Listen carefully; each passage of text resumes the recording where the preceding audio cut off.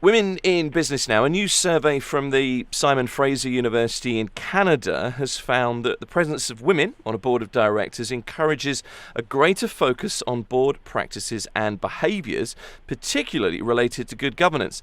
Imelda Dunlop is from the Perl Initiative, joins me on the line. Imelda, it's good to talk to you. Hello. It's no surprise this, is it, really? To me, it's kind of fairly obvious. If you have a board with a male and a female presence, surely logic dictates that it just leads to a more balanced viewpoint. You're right. I mean, the research shows that more diverse boards come with more differing perspectives, outlooks, skills, experiences, and that leads to a more active debate and better decision-making. So an overall better approach to company strategy and creating and delivering value for the organization. Do you know what really stood out in this study, Imelda, was that it found a significant improvement in scores with one woman on the board, especially in those traditionally male-dominated industries like mining, and an industry, and this is what stood out to me, an industry that's so important in this region, energy. You're absolutely right, and I think that's a factor that, if what you want to avoid is groupthink. If you have a board of directors which all have exactly the same backgrounds and experiences, there's a danger that the debate is not active enough to get that level of strategic decision-making that you want.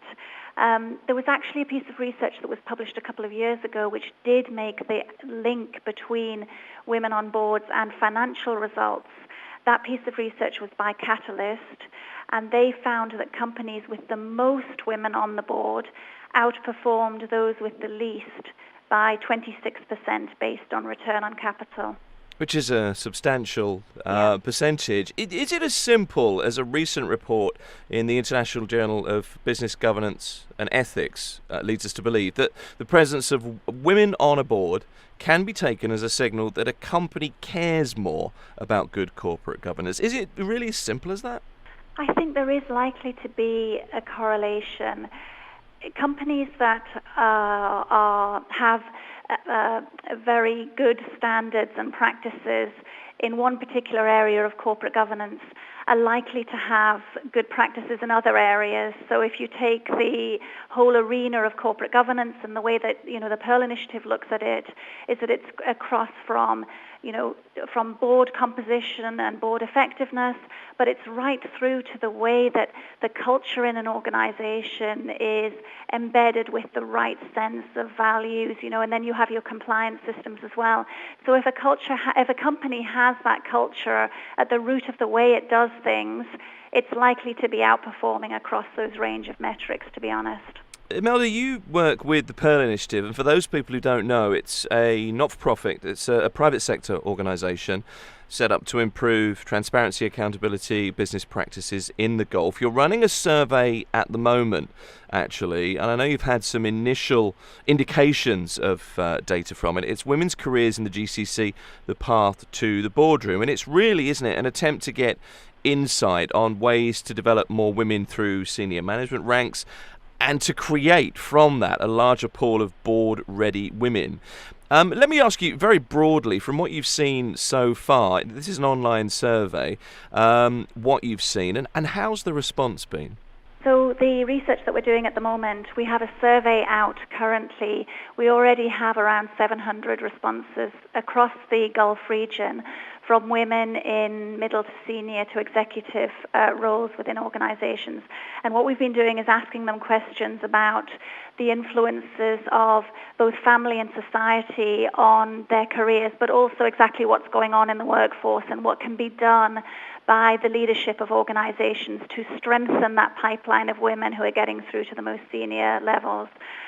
What we're finding are, things that are really important for CEOs to think about are things like ensuring that there is a culture right throughout the organization that does not have a conscious or unconscious bias. That there are no sticking points in the middle parts of organizations that are causing women to falter and not continue with their career. Flexible working is really important, particularly in those critical years when women are trying to combine, careers with a family, but also, aspects and investment in development, training, career planning, things like that. How much change are we seeing, in that case, translated to boards in the region in terms of female influence? Well, there was a piece of research that we did at the Perl Initiative last year, which was on governance in family firms. And one of the things we found there is that family firms in the GCC, a third of them have at least one female family member on their board. Now, that's very encouraging data. What we're trying to find out with this follow-on piece of research now is finding out more about that pipeline of women coming through the executive route towards boards, because that's where we feel the effort needs to be put in now in order for us to be able to increase those figures further. Is a quota system the way forward? Is that possibly a way to go, or is that a step too far? I'm not sure. There's a range of views on this point. A lot of women that we've interviewed say that they prefer to be assigned these senior roles on the basis of their skills, their experience, based on merit, basically. What we do find is quite successful with organizations is where they set themselves performance targets in order to recruit, retain, and promote women. So not an externally imposed quota system, if you like, but a company thinking about how they manage this proactively with their own performance targets. So a cultural shift in some ways within the company is what we should be encouraging. Yes, exactly. Imelda Dunlop is from the Perl Initiative. The story is, a new survey's found that the presence of women on a board of directors encourages a greater focus on board practices and behaviours related to good governance. Imelda, it's been great to talk to you. Thank you for joining us. Thank you.